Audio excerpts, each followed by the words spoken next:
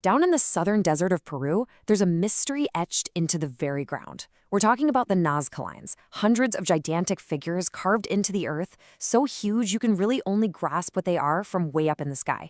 We mean a hummingbird the size of a football stadium, a monkey with a tail that spirals for hundreds of feet, and, maybe strangest of all, thousands of dead straight lines that just go on for miles and miles. For 100 years, the biggest question has been pretty simple. Who were they for? And some of the most popular theories, well, they aren't exactly of this world. Right? You've heard the stories. As soon as these things hit the public consciousness, two big ideas just took over. Could these massive trapezoids have been runways for ancient astronauts? Or maybe this whole area, all 170 square miles of it, was some kind of massive electrical grid, buzzing with a forgotten ancient technology. I mean, these are exciting ideas. They totally capture the imagination. But what does the actual evidence have to say about it? So we've basically got two competing narratives here. On one side, you have archaeologists who see this as a vast, complex ritual landscape. They believe it was created by the Nazca people, probably between 100 BC and 700 AD, as a massive, desperate prayer for water. Then on the other side, you've got the story of lost technology and extraterrestrial visitors. So to get to the bottom of this, we've got to look past the hype and, get our hands dirty. Literally. Okay, first things first. How in the world did they make these things? And maybe even more puzzling, how are they still here, perfectly preserved after more than 1,500 years? Well, the answers are actually surprisingly simple. And honestly, they're way more clever than any alien tech.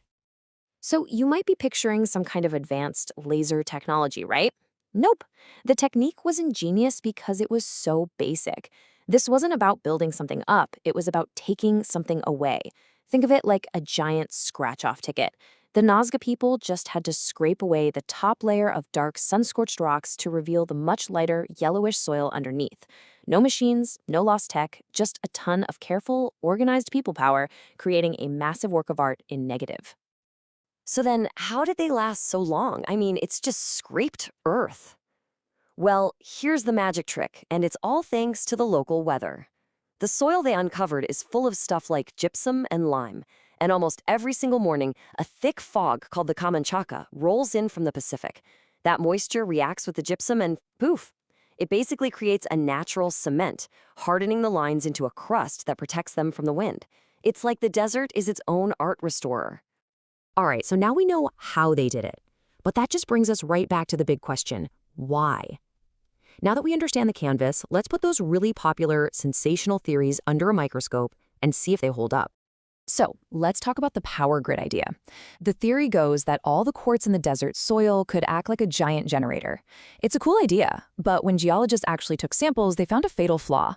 Yeah, there's quartz, but it's sand. All those little crystals are pointing in random directions, so any tiny electrical charge they might create just cancels itself out. It's not a power plant. If anything, it's an insulator. So scratch that one off the list. Okay, what about the aliens, or at least a map of the stars? For a long time, this was a leading theory, even among some scientists. But then this guy, an archaeoastronomer named Anthony Aveni, did the first real mathematical analysis. And his conclusion, this quote right here, it was a bombshell. He basically said if you look at where all the lines point, it's pretty much random. It doesn't match the stars any more than chance would predict. And just recently, a big 2021 study using modern satellite data proved Aveni was right. Take a look at this. Sure, you see some decent matches with the solstices, the longest and shortest days of the year. That makes sense for any farming culture.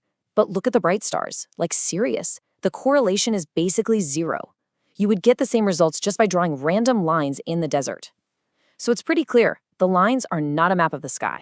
So if they're not alien runways, not an ancient power grid, and not a star map, what on earth are they? Well, this is where the story gets really interesting, because the leading theory today points to a purpose that is way more profound and incredibly human. This is it. This is the question that finally cracked the code. For decades, everyone was looking up at the sky, trying to match the lines to the stars. But what if that was the wrong direction? What happens if you stop looking up and start looking out, toward the horizon? A whole new pattern appears, and it's a pattern that has everything to do with survival. The evidence is overwhelming. This was all part of a massive ritual to summon water. See, in Indian beliefs, mountains, they call them apus, are sacred gods who control the rain. And guess what? The vast majority of these lines and giant trapezoids point directly at the mountains. Not only that, but archaeologists have found offerings all along the paths, pieces of special seashells that symbolize rain, and big piles of pottery that were ritually smashed as an offering to the mountain gods, begging them for water. Now get ready for the idea that changes everything. We have been completely obsessed with how the lines look from an airplane, from above. We just assumed they were pictures made to be seen. But what if that was never the point? What if they weren't pictures at all? What if they were paths that were made to be walked? Take a look at this one, called LC51. From the sky, it just looks like a weird squiggle. But if you were on the ground, you'd realize it's a 4.4-kilometer-long labyrinth. The path is super narrow, so everyone has to walk in a single-file line. It has all these sharp, disorienting turns. You can't see the big picture when you're in it. All you see is the path right in front of you. This wasn't a runway. It was a spiritual technology, a way for a whole community to walk together, to enter a kind of collective meditative trance. So you have to wonder, if these lines were so incredibly important to their culture, this whole massive spiritual undertaking, why did they just stop making them? The answer, it turns out, is the final, heartbreaking message the desert has been holding on to all this time. Around 550 AD, everything went wrong. Climate records show a catastrophic, multi-decade megadrought hit the region. All their prayers for water went unanswered. At the exact same time, a powerful, warlike empire called the Wari came down from the mountains. So you've got starvation from the drought and invasion from the Wari. The Nazca culture just couldn't survive. Their society fell apart, and the lines were abandoned, left to the wind. And that's really the heart of it, isn't it? We look at these incredible figures, and we want them to be a message for us, a secret from the past, a puzzle to solve. But the truth is, they were never meant for us. The Nazca Lines were a message for the gods. They were a desperate, beautiful, monumental prayer carved into the earth by a civilization on the edge of collapse. They were screaming for help, hoping that if they made their prayer big enough, the universe would finally have to listen.